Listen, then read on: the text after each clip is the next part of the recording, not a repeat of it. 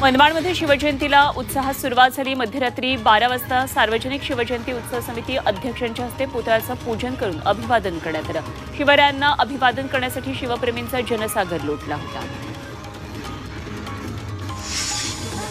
नाशिकच्या मनमाडमध्ये शिवरायांच्या पूर्णाकृती पुतळ्याचा लोकार्पण सोहळा पार पडला। यावेळी आमदार सुहास कांदे यांच्या हस्ते पुतळ्याचं विधिवत पूजन केलं गेलं। तसंच या सोहळ्यानंतर आतिषबाजी करत जय शिवाजी जय भवानीच्या गगनभेदी घोषणा देण्यात आल्या। शिवजयंतीनिमित्तानं सायकल प्रेमी फाउंडेशननं ठाणे ते रायगड किल्ला अशी सायकल राईड काढली। यामध्ये 15 ते 67 वयोगटातले शिवप्रेमी सहभागी झाले। उद्या सकाळी ते रायगड किल्ल्यावर जाऊन छत्रपती शिवरायांना अभिवादन करणार आहेत।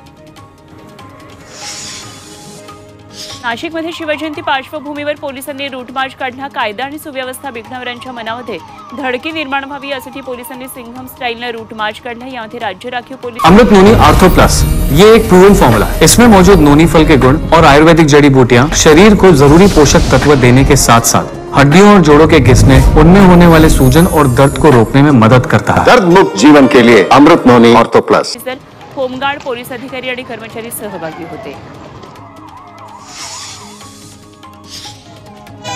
अमरावतीमध्ये शिवजयंती पार्श्वभूमीवर पोलिसांनी रूट मार्च काढला। शहरामध्ये शांतता राहावी, कुठल्याही प्रकारे कायदा सुव्यवस्थेचा प्रश्न निर्माण होऊ नये यासाठी हे पाऊल उचलण्यात आलं। तर अनेक ठिकाणी शिवजयंतीनिमित्तानं कडक पोलीस बंदोबस्त ठेवण्यात आला।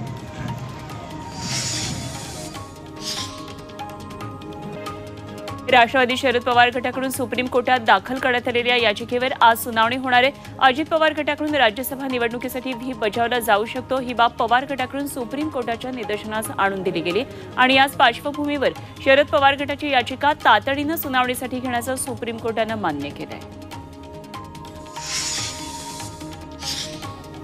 मनसेचे माजी राज्य उपाध्यक्ष आणि कामगार नेते महेश जाधव यांनी नवी मुंबईमध्ये अजित पवारांच्या उपस्थितीत राष्ट्रवादीत प्रवेश केला। कामगारांचे प्रश्न सोडवण्याचं आश्वासन यावेळी अजित पवारांनी दिलं। महेश जाधव यांनी काही दिवसांपूर्वी अमित ठाकरेंवर मारहाणीचा आरोप केला होता। त्यानंतर जाधव आणि मनसैनिकांमध्ये राडाही झाला होता। लातूर तालुक्यातल्या निवळीमध्ये विलास सहकारी साखर कारखाना परिसरात विलासराव देशमुख स्मृती सोहळा पार पडला। यामध्ये वडील विलासराव आणि त्यांचे बंधू दिलीपराव देशमुख यांचं नातं तसंच काका पुतण्यांचं आधाराचं नातं याचं रितेश यांनी उदाहरण दिलं। तर यावरून जयंत पाटील, नाना पटोलेंनी अजित पवारांचं नाव न घेता त्यांना चिमटे काढले।